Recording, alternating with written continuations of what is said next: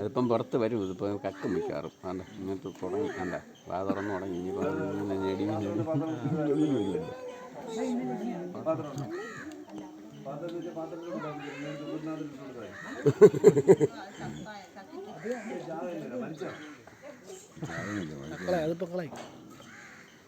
അതൊക്കെ എപ്പോൾ ചട്ടം മേശായി.